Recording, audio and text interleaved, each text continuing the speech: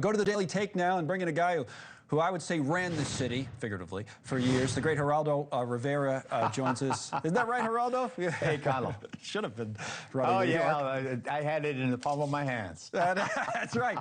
Elaine, Studio 54, the whole thing. You got it, dude. Come on, let's party. Different New York. Are you practicing saying Mayor Mamdani now? Mayor Mamdani, yeah. I've been practicing, although there has been a late surge. There's been a late surge by Andrew Cuomo, the former governor, and I think this is going to be a lot tighter than people expected. I think it'll be within 3 or 4%, Connell.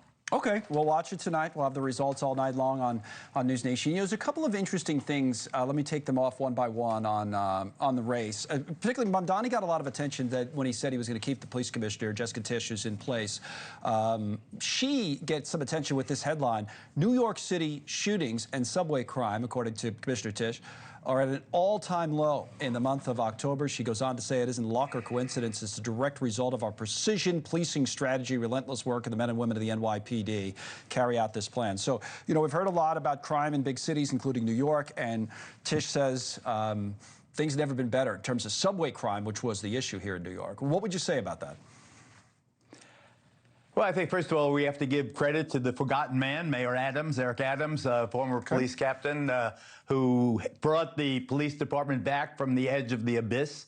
I think that it's fair to say that he brought Jessica Tisch in. All the candidates, including Curtis Sliwa, have endorsed her tenure as police commissioner. She's done a great job. She's restored the morale of the men in blue. I think that they didn't expect the blow from Mayor Mamdani. I told you got to practice it. But I know, man. I gotta go upstairs and practice right now. But Jessica Tisch, she's a non-issue. They all endorsed her. Everybody loves her, and the police department's back on track. All right, here's the second thing. We have a clip from Mamdani today talking about Trump and this idea that Trump gets in, and we were talking about it yesterday, you know, first of all, seems to support Cuomo or at least be against Mamdani, but this idea that he would cut the federal funding in a big way or try to if Mamdani wins in New York. Here's what the candidate said about it. President Trump also encouraged every New Yorker to vote for Andrew Cuomo. There are many things that he will say and that he will do that will not actually bear out in the results within our own city. I will treat his threats as they deserve to be treated, which are the words of a president and not necessarily the law of the land. And too often we treat anything that he says by virtue of who's saying it as if it is already that law. Well, one thing I would say about that is that he might have a point in that Trump could threaten a lot of things that he might, or they may or may not have the actual power to do, and it might be the job of the Congress. But I guess we'll see how it plays out. The fact of the matter is a good relationship between Washington and New York is crucial to the city's well-being.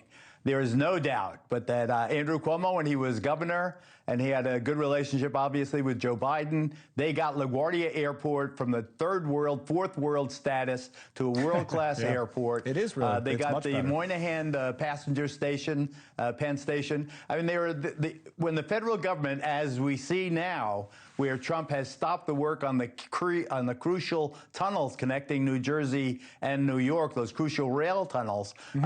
Trump has messed with that, with the funding. The work is grinding to a halt. That shows what happens when there's a bad relationship between City Hall and the White House.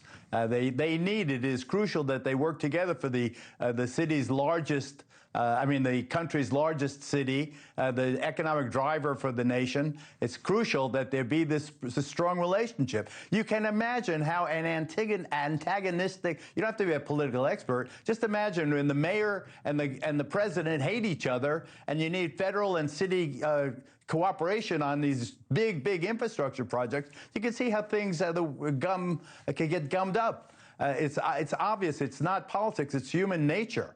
And I think that Mamdani is going to be an orphan. He's in the To me, listen, this is just my opinion, but I think that he's in the wrong wing of the Democratic Party, the Bernie Sanders AOC wing. They're very nice people. They have great, great hearts. They want to do great things. But the fact of the matter is the nation is not where they are. The nation is much more practical. They want a chance to do the best they can do, but they don't want to be overtaxed. They want affordability, but they don't want to give everybody a free lunch that's not working as hard as they are. It's a very, very delicate balance in a republic. Mamdani is a democratic socialist. Yep. What the Democrats of the future need is democratic capitalism. Democratic capitalism versus democratic socialism. We are a democratic capitalist nation, not a democratic socialist nation, I submit. New York is realizing in the last couple of days of this election, but it may be too late. Thank you for watching. Subscribe below and download our NewsNation app right now on your phone, and you will get fact-based, unbiased news for all Americans.